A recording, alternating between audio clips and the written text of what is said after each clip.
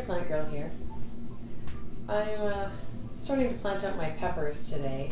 It's March 20th. We're, I think, 8.5 weeks now. Something like that. I have it written down here. Yeah, we're 8.5 weeks, almost 9 weeks from our average last frost date. So it's a good time to get your peppers started. I'm just going to plant up 3 varieties today. I'll show you those in a minute. I'm trying these new fabric bags out.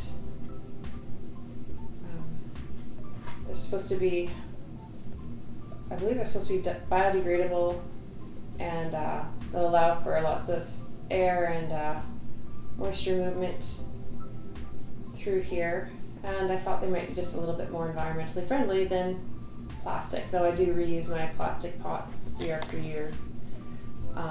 It'd be nice to be able to transition to something else. So I'm giving these a try this year. So I'm just filling those up. Some people like to start their peppers in a container even like this or smaller and just put a whole lot in and then just divide them out.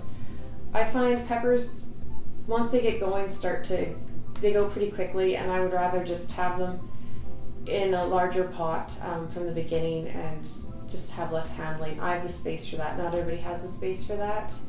So starting them in smaller containers and pricking them out and moving them on as you need might be a better option if you have not a lot of room to grow your plants on. But for me, this works. So I'm just going to continue filling these bags up, and then I'll show you the peppers I'm growing.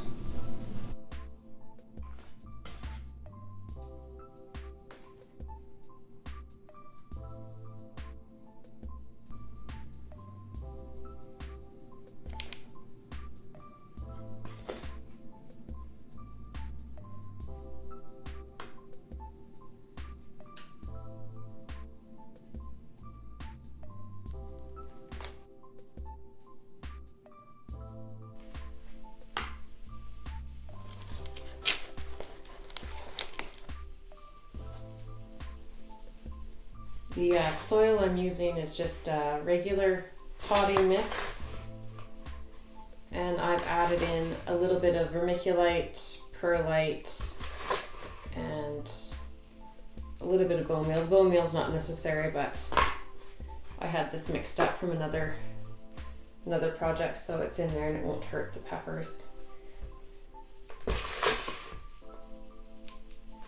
Here's my last little pot. These pots are more difficult to fill, that's for sure. Like with a plastic pot, you could just scoop it in there, fill it up. But once they're full, they're good to go. So you still need to make sure that you're tamping the soil down in there to make sure it's nice and firm. This one doesn't look like I did that. So most of these are kind of rolled down. This one doesn't want to roll down for me, so. And I have some water in the bottom, so they're soaking the water up.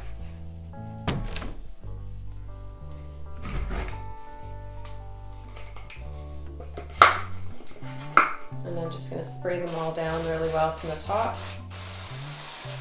And by the time we're ready to go, soil should be nice and moist and ready for the seeds.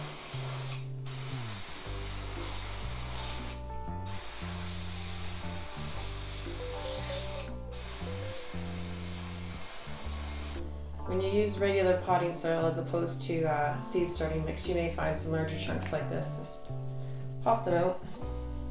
Not a big deal for a lot of plants and peppers. Really, I don't know. I find the seedlings are fairly strong and sturdy. They don't seem to have a lot of trouble pushing up through the soil for me, but everyone has their own experiences, I guess. I actually plan to plant about 9 types of peppers this year, but today I'm just planting 3. These are 3 varieties I've never grown before. Always looking to try new things, and These are ones that I've seen other people grow and they've really enjoyed, or just caught my eye in the seed catalog. So the first one I'm going to be planting is King of the North. This is supposed to be a nice big sweet pepper that does well in cold climates. So I'm really looking forward to seeing what it does. I have been growing the last couple of years, I think now, California Wonder, and I really like those. They're a nice big bell pepper. And I think this is supposed to be similar but hardier for the northern climate, so I might actually get a few more fully mature peppers. Here in Zone 3, which is where I am in Saskatchewan, Canada, we don't always get our peppers to mature to a fully red ripe stage. Quite often we're eating them green. You'll get the odd one that ripens up, and it just kind of depends on your weather. I grow mine outdoors. I don't grow them in a glass house or anything, so they're out exposed to the elements. And I usually have really good harvests. Like I said, they just don't always get to that full ripe maturity. I don't have a lot of them that do, but I enjoy them green too. So anyway, so King of the North is the first one I'm going to be planting.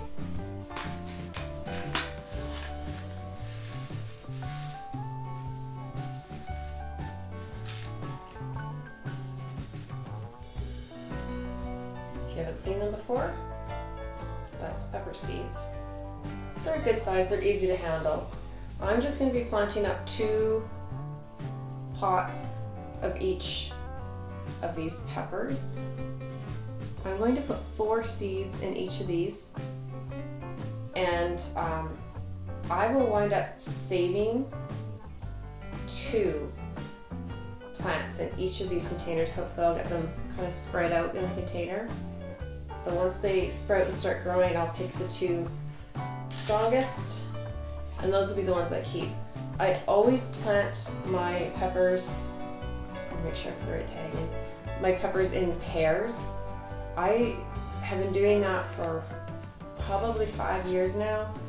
I find they grow better. I get a better harvest. I don't know if it's that they pollinate better that way. I don't know what it is, but I always grow them 2 plants together in a planting hole, and I always find that they do the best that way for me. So if you have trouble getting peppers to produce a lot of fruit for you, that is something I would suggest trying, is planting 2 peppers per hole.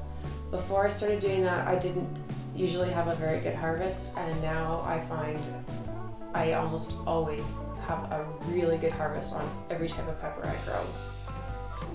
So I'm going to do those. I'll cover them all up after.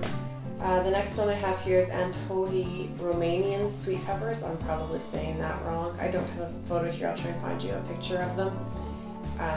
These are supposed to be a sweet pepper. For some reason I feel like Antohi, that should be a hot pepper. But they say they're sweet pepper. And they're supposed to be super productive. And they can go from red to yellow. According to this company, it's excellent flavor and one of the best we've tried. Here's some seeds. So again, there's the seeds. They look the same. And I'm just going to do the same thing. So 4 seeds in each one of these little pots, spread out kind of in each corner. These are big pots. I had about 3 liters of soil and I used pretty much all of it, so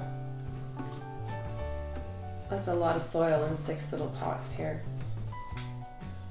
Oh, I guess I should have put some in that one here.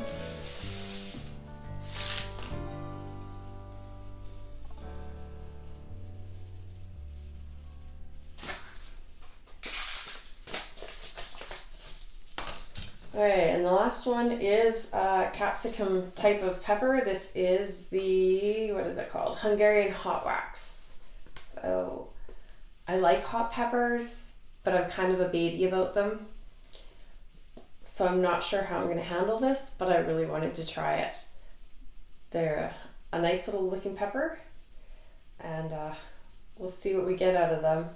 This says it's a mild chili, but I don't know, Hungarian Hot Wax makes me feel like it's not super mild. We'll find out.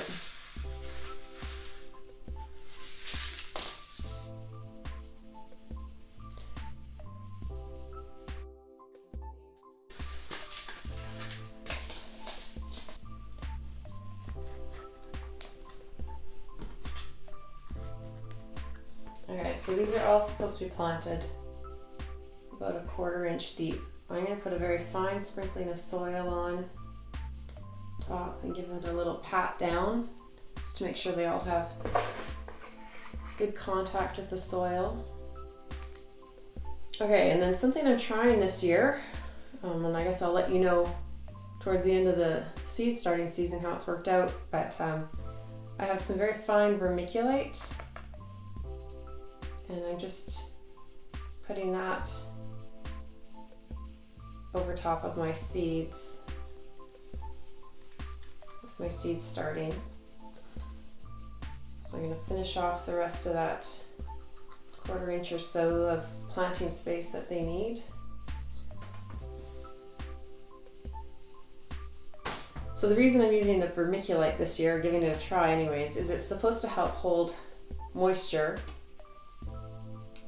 at the top of the soil without being waterlogged, and that should help with germination without overwatering, and is also supposed to be something that can help keep fungus gnats to a minimum, because they don't, fungus gnats to complete their life cycle, they bury into soil, the top like inch of soil, and they lay their eggs. And it's my understanding they don't like to bury into things like vermiculite and sand. They don't like the texture of it, I guess. So they will look for soil instead of something like this. So it's going to hopefully help prevent fungus gnats from getting into my my soil, and even if there's some in the potting mix, once that first batch hatches and comes out, they won't continue to come back and use the soil. And it'll help hopefully with damping off, because it'll be moist but not waterlogged. I won't run as much risk of overwatering, trying to keep that top layer of soil moist while they're germinating. It should just hold just a nice amount of moisture there for them. That's my understanding of it. That's why I'm trying it. First year doing it, I'll let you know how it goes, but I have heard great success from other gardeners with that. So I'm going to give these a little spritz to get them moist. And then peppers like heat, so they will be going on a heat mat to germinate. Anyway, so these are all nice and moist now. And sprayed down, the soil is moist from below, and the seeds are in there with the vermiculite, and I remember to put tags on them all, which is great. So this is just going to go on a heated mat, just to give them some bottom heat. Peppers really like that to get going. If you don't have that, you could set them,